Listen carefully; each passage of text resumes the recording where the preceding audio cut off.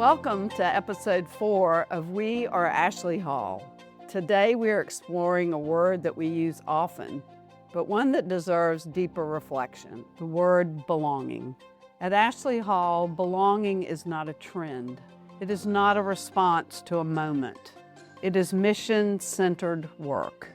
It is deeply rooted in who we are and who we aspire to be as a school community.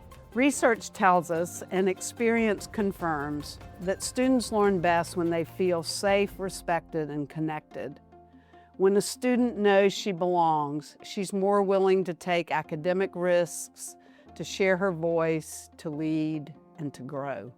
It is also foundational to leadership. At Ashley Hall, we are preparing young women not just to succeed, but to lead with integrity and empathy.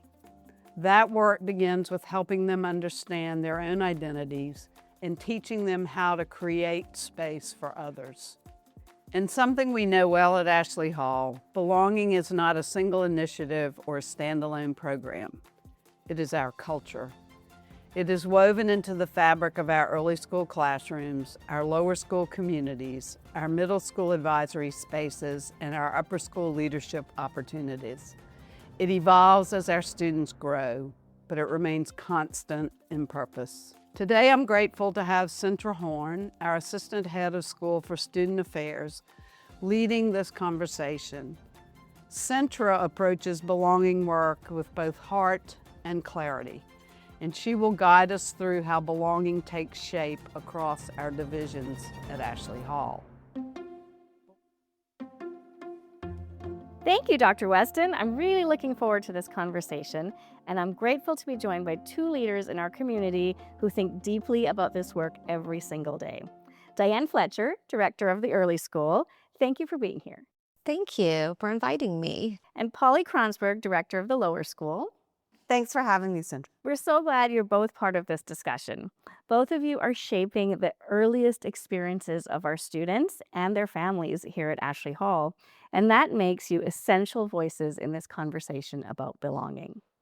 Before we dive into specific examples from your divisions, I think it's important to pause and name what we mean when we say belonging work. It's a phrase we use often, but it deserves clarity. In a school setting, belonging work is the intentional effort to create environments where every student feels known, valued, and able to participate fully as themselves. It's about more than just being present in a classroom. It's about feeling psychologically safe, respected, and empowered to contribute. And that intentionality matters, even and especially with our youngest learners. Sometimes people assume that belonging happens naturally in early childhood, that kids just come and play and have fun and it's just going to happen magically. But the reality is, children are forming ideas about identity, fairness, friendship, and difference from a very young age. They notice who is included. They especially notice who is left out. They notice whose voices are heard. If we want belonging to be real, we have to design for that belonging. We have to model it and we have to teach it. There's also a very important distinction between inclusion and belonging. Inclusion ensures that child has a seat in the room. Belonging ensures that once she's in that room, she feels like she matters there. So I'd love to begin by asking both of you, what does belonging mean to you, and what does it actually look like in your divisions? Diane, why don't you start? The sense of belonging lives at the heart of the days that we live together every single day. It's built in those small, meaningful moments, that shared laugh, that negotiated turn, a question when it's offered with wonder when they're looking at a butterfly, or they're out at our nature retreat and they're deciding what path to go on. It's within this rich community that this child's learning unfolds every single day. And we see who they are becoming as a learner with others and the world around them in relationship. And early school, Diane, just to remind everyone, is ages? The early school is co-ed. We have both boys and girls, ages 2 through 5. And then we roll over to kindergarten. And at lower school, community is about belonging. And so we are really striving to show the girls how they belong in their community, whether it is the classroom or the lower school as a whole or Ashley Hall as a whole. Research shows us that things as small as a classroom job can make someone feel like they belong. So when we are in these younger years and forming their relationships with their school and with their peers, they find out who they are in that place. In lower schools, kindergarten through fourth grade. In fourth grade, they become the leaders of their lower school community, but they start little pieces of that even in kindergarten. And if I'm not mistaken, those little pieces that build confidence and agency actually start in pre-primary. This is a place where their ideas really matter, their voice is heard, and their presence shapes that group in a pre-primary classroom where they're sharing a popcorn song in which popcorn, popcorn, do your thing. And little Ainsley will be in the middle of the circle and she'll be able to do a dance that shows who she is and what she's thinking. And it's just a little moment like that that gives a trace of who they are becoming and the confidence to express their emotions, to express who they are. Also, we find it in the negotiations and morning meeting too. This is a time for them to express everything that they are discovering within the domains of learning. Tell us about that in lower school, Polly. Yes, a morning meeting continues in lower school. It's a critical part of our day. From kindergarten through fourth grade, the girls start off in a morning meeting. They're in a circle on the rug. They're talking about what their day is going to look like. They might talk about what's happening in their lives too. So is something happening at home that they're excited about, or is there something they're worried about? So they start to really understand one another as people. We assume that children have these social and emotional skills already, but really we have to teach them. So through the morning meeting or a classroom conversation, they learn how to be empathetic, or they learn how to show compassion towards someone. And that's essentially what belonging is, that we are a part of this group. I'm a unique part of it. You said family, which makes me think that so many of our families, when they come to Ashley Hall, this might be their very first school experience as a parent. And Dan, I'm so excited at what you're going to share with us next about the ways that parents plug into the early school. So families are always welcome partners, and they're really active participants in the learning community that we do here every single day. What we have is children bringing in that special visitor, whether it's a grandparent, a mother, a father. We had a mother who was sharing her landscape architect experiences with the children, really working with gardens and how she plans them out. And then they planned out their own little bed. A father came in and shared his guitar. A grandfather came in and shared the violin. So not only their profession, but also their culture about who they are. It may be Diwali, it may be Thanksgiving, it may be Hanukkah, all these different cultural events. And the foods and the ways in which different parents and families interact are an important sense of your identity and who you are in our school, and that you are valued and that you are important. So Polly, walk us through what the primary years program is and how that really reinforces a sense of community for our students. Sure. So our lower school is an authorized primary years program through the International Baccalaureate. And with that, we really look at how our students are living in community, yes, at Ashley Hall, but really larger outside of the school community and in our world, whether that's Charleston or beyond. And so we really want them to think how their actions and the work that they do can have a positive impact on the community at large. So it might be, working with a local organization or taking field trips to see things within our community that we can help, and where we can, might clean up a marsh or do something where we are making our community a better place. And as the students get older, they get outside of just Charleston, and they do grow and think larger. How can I impact this world? And it's really powerful to see them becoming agents of change as a 7, 8, 9, 10-year-old. Completely. Now, with that comfort and confidence, sometimes also conflict arises. And conflict is a natural and healthy part of a community. Without conflict, honestly, I would worry a little bit. But we need to help the students know how to manage conflict. So, Diane, does it start as early as 2? It starts as early as 2 when they're separating from their parents. And that's where our teachers have to listen deeply to the children and really respond to them with respect and curiosity, even when the child may be wrong. And that's productive failure is allowing that child to build that sense of confidence that it's okay to take a risk. Agency starts as early as 2 and continues to be, powerful in a pre-K program where they're learning the power of their words at that point in time. Yeah, and lower school conflict is natural. It's going to happen, and we arm the girls with a skill set of how they're going to manage these conflicts. I always say you don't have to be everyone's best friend, but you do have to be kind and you have to live in community together. So how are we going to get to that point? And so we want them to have opportunities for conflict so that they can build that toolkit or those skills to manage them. People sometimes feel like the little kids are just playing and they don't understand the intense structure and the intentional actions that are going on in early school. Everyone thinks that early school is a place that it is just a free-for-all, but there is a lot of structure within our program in which children are finding that place to belong. And part of that belonging is to structure the environment as the third teacher, where they're becoming a friend, a contributor, a listener, a thinker within this, larger community that grows with them into lower school. A common thread through all of our divisions, and it starts with the foundation in the early school, is that the predominant voice in the classroom is not the teacher's, it's the child's voice. And we're not giving them the answers. We're asking them to research those as early as 2. Polly, I've had the privilege of sitting in lower school assembly and seeing fourth graders deliver to an audience of hundreds. How do you make that happen? They are ready for it by the time they get to fourth grade.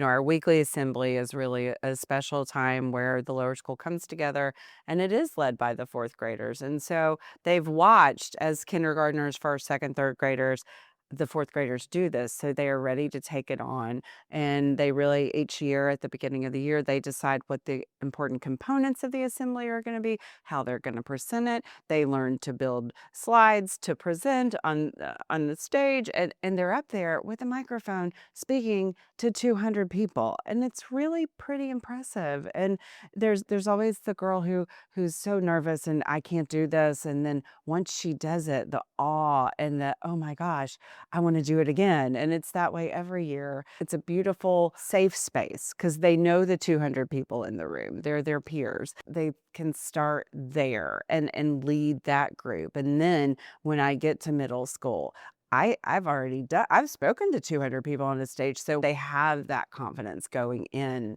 to middle school. I can do this. Why wouldn't I do this? And that inner confidence is also their self-advocacy. So being able to ask for help. Diane, you talked about students recognizing that a friend might fall and advocating for a friend, but the self-advocacy, I imagine, also starts as early as pre-pri.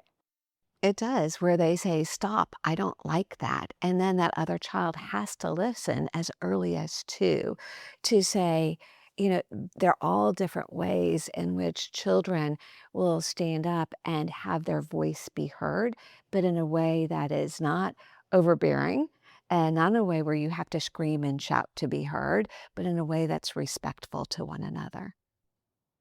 Yeah, and that really does continue in lower school. And when I can speak up for myself, it's going to make a positive experience, and I'm going to feel better about myself because I care enough about myself or my friends to make that step. Absolutely. It's so clear listening to both of you that belonging doesn't just happen later in the student's journey. It begins in the very smallest moments, in circle time, in shared agreements, in how we help children name their feelings and their relationships. You're laying a foundation that is both emotional and relational.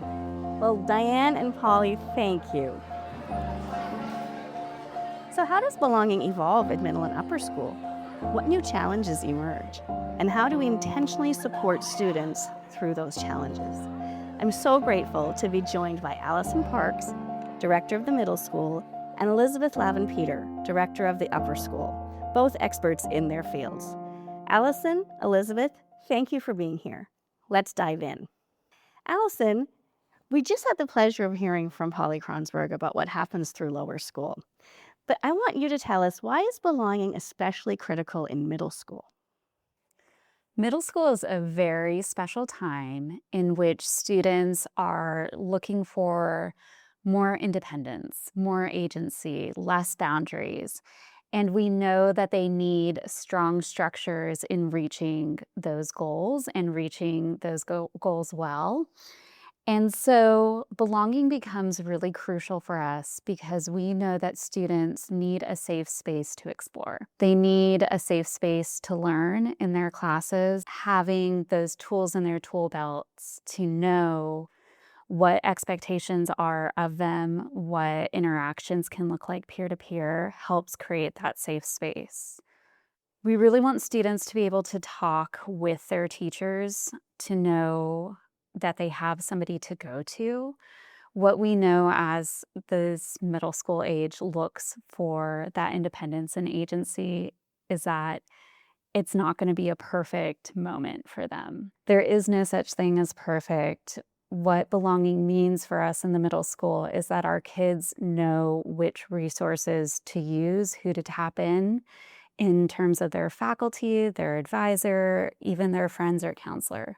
And then Elisabeth, talk to us about identity and that expression in the upper school. Well, I think in the upper school, students continue to extend their sense of who they are. And in some ways, that takes place by really turning inward and thinking more deeply into their family identities, their cultural identities, racial or religious identities. But it's also, of course, a time when students are expanding outward, where they're seeking the ideas of others, they're extending their understanding and exploring perspectives and experiences of those that are very different from themselves. Some of the ways that the school is structured to allow this sense of identity to blossom come out of the self-driven research opportunities that are built into the curriculum and the student societies. So, for example, a student recently drew off a project that started as a small little assignment about her family from an English class, and then it developed into her grade 10 oral defense project, which is part of our humanities curriculum in both grade 9 and 10. And that deepened her understanding of her grandmother's participation in the Khadi movement, which was part of Gandhi's independence movement.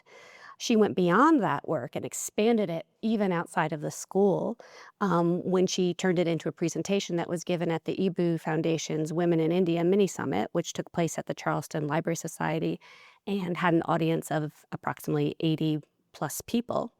Students are definitely exploring outside of their world experience, and that's something that I can't help but to smile when I think about all the different ways that our students at Ashley Hall have that opportunity. Now, we also know that students have parents. And so as the children begin to develop an identity that's independent of their parents, how do we support families through those really big changes?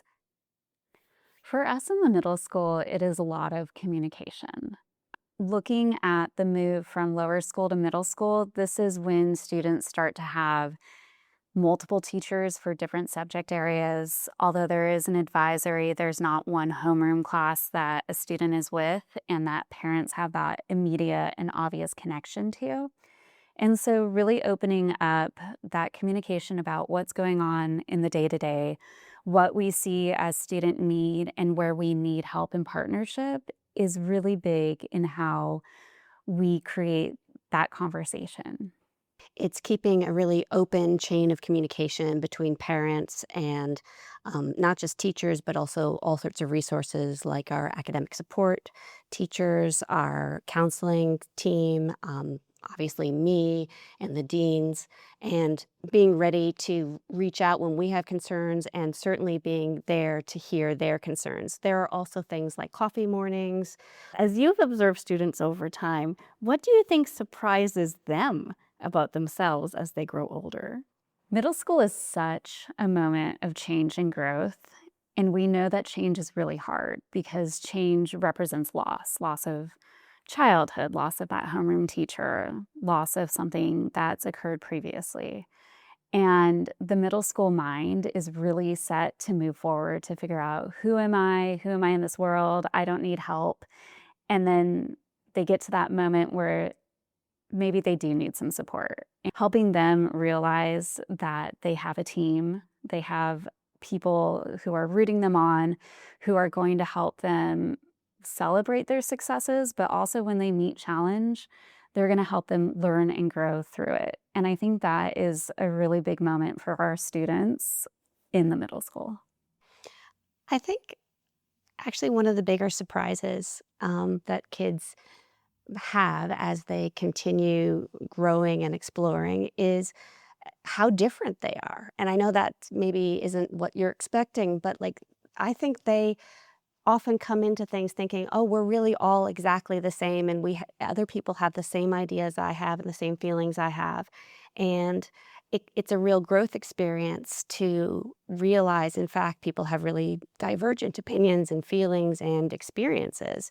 I have a civil discourse group, and that is a place where a topic will come up, and all of a sudden the 10, 12 girls I've got in that group will start talking about it, and you'll realize, oh, they are coming at an idea from a completely different angle, and that I think they do find that surprising.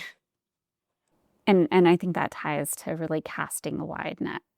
The understanding that, yes, you can have really close friends. You are going to have people that are close with you, friends outside of school. But we encourage, especially starting at the middle school age, all students to really cast a wide net, to think about, who else can I talk with? Who else can I eat lunch with? And that really works up to that confidence piece. Absolutely. And it reminds me that the difference between fitting in and belonging is that fitting in really depends on others accepting me. And belonging is about my internal sense of self and my sense of confidence. And what we do really beautifully at Ashley Hall is building that sense of confidence so students can express themselves here and outside of here. When you think about your divisions, how are we designing for belonging in middle and upper school? Advisory plays a really big piece for us in the middle school. We have groups in which students are assigned an advisor who is their touch person, their academic support, their go-to. And we start really intentionally with building out that identity as an advisory group during our community days at the start of school. Students are creating a mascot for their advisory, a chant, a cheer, tenets of what it means to be a community member within that smaller group, expectations of how interactions occur. And that advisory program carries throughout the year. And we do a lot of work to build up to that in the upper school during the middle school years, where we're helping students find their voice. And a lot of that for us comes through reflection, both academically and in terms of peer-to-peer relations. How did I approach that? How could it have gone differently? How can I plan differently? And then how can I put that into action and move forward? I love how both of you really talked about what we're doing at Ashley Hall is not performative. It's not because it's in vogue right now. It's because it's really, really good teaching. And it's the best way that we can serve our girls as they become young women and go out to meet the challenges of the world that are ahead of them. Now, powerful spaces where students express themselves can sometimes lead to conflict. And so talk to us about how we navigate conflict and disagreement in middle and upper school. We expect there to be issues peer-to-peer. We know that our students, as they're finding their voice and confidence, they're trying to figure out how to do that. And that's going to mean pushing boundaries either of our expectations or a friend's expectations. And so that's where that reflective piece really comes into play for us in the middle school. We help students identify where things could have gone differently, and we help talk them through how their action has affected others, really, and how they can work to repair those relationships and move forward as a community. I would say that same emphasis on self-reflection and repair travels all the way up into the upper school.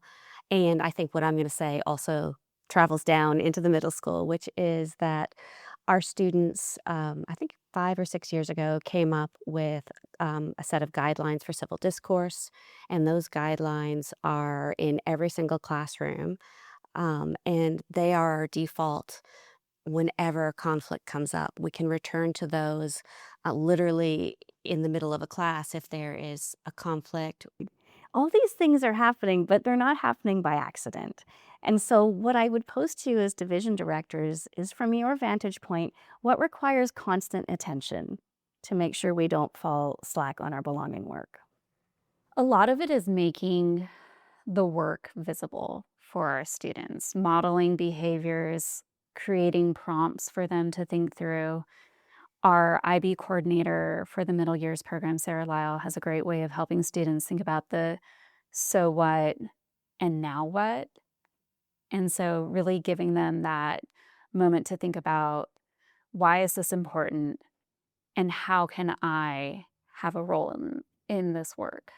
I would definitely second that idea that it's important to make moments visible for the students, that this is something that is happening and that they are taking on a role, and highlighting it, and like making sure that other students are also aware of it. Thank you both for sharing those perspectives from the middle and upper school. Now we want to hear directly from students who experience this sense of belonging every day. I'm joined by 2 Ashley Hall students to talk about what belonging looks like and feels like in their own lives, both inside and outside the classroom. Welcome, Caroline and Zahirah. Hi, good morning. Hi. Tell me, when you hear the word belonging, what does it mean to you personally?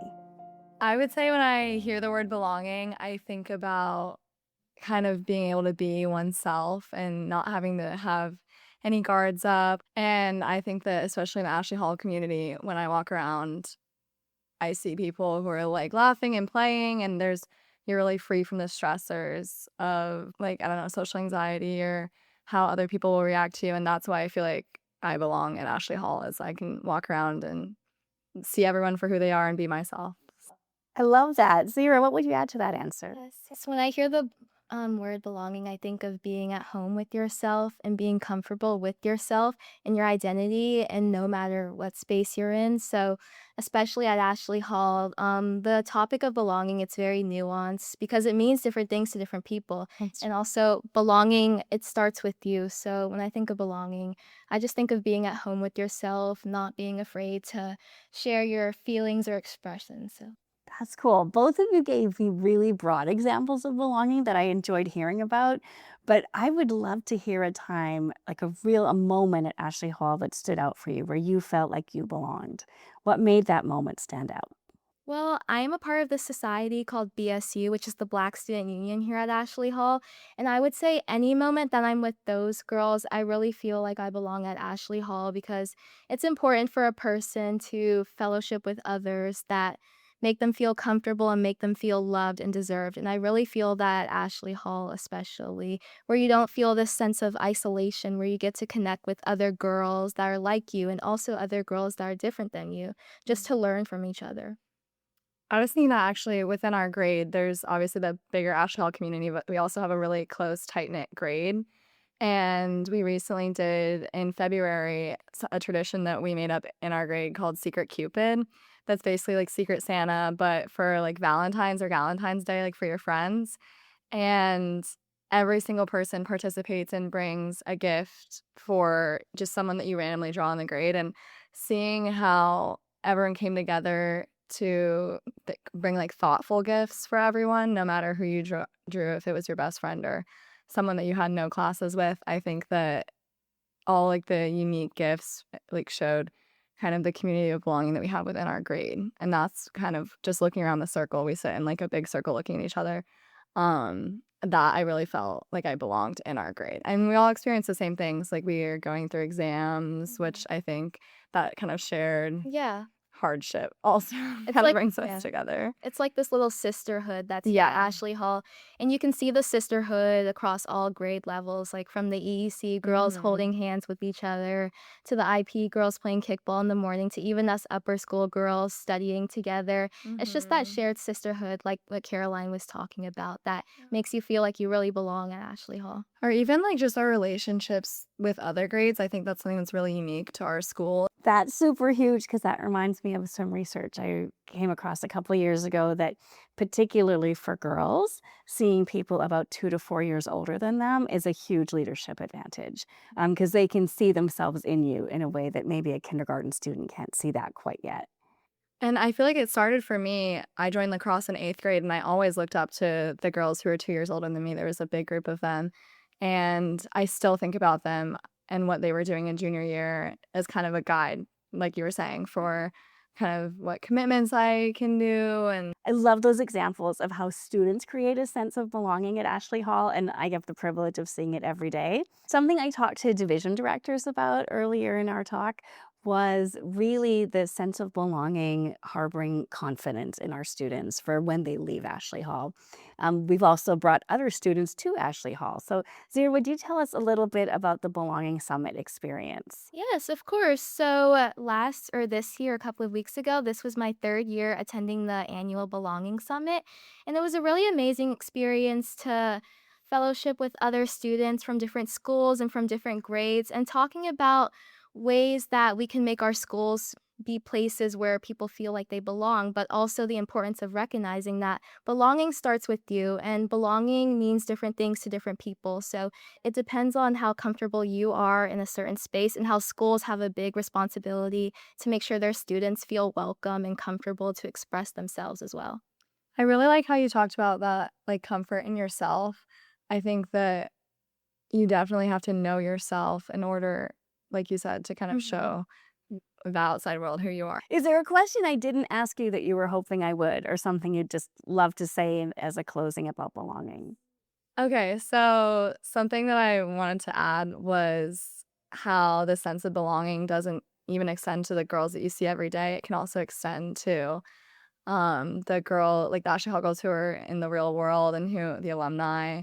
And I contact girls who have already graduated all the time to either ask for advice or go visit them at their colleges. And as we're juniors, like looking into the outside world, I think that combination of knowing who we are and the confidence that comes from belonging in an environment combined with knowing that there are people out there who will also accept you and who can kind of guide the way for you is a really lethal combination going into the world. And I think that that's what's just something about Ashley Hall that is like the crowning achievement. Yeah, I agree. As teenage girls, it's really interesting because we're about to enter this era where we're stepping outside of our comfort zone, perhaps, and we're entering spaces that may not be familiar for us. So, like what Caroline was saying, it's very important to have that sense of confidence within yourself wherever you go, to connect with others, to recognize your value as a young girl and the value that you have to offer to the world. Thank you both so much for joining me today. I always enjoy your company, and it's great to hear you talk about belonging. Well, thank you for having us. Thank you so much. Thank you, Cintra, and thank you to each of our division leaders for sharing your insight and your heart. And to our students, thank you for lending your voices to this conversation. Hearing directly from you reminds us why this work matters. What we've heard today reinforces something important. Belonging is not automatic. It is cultivated. It is built in daily interactions, in courageous conversations, and in the small, consistent, and intentional choices we make as a community. It also evolves because when students know they belong, they learn with confidence, they lead with courage, and they serve with compassion. Thank you for joining us for this episode of We Are Ashley Hall.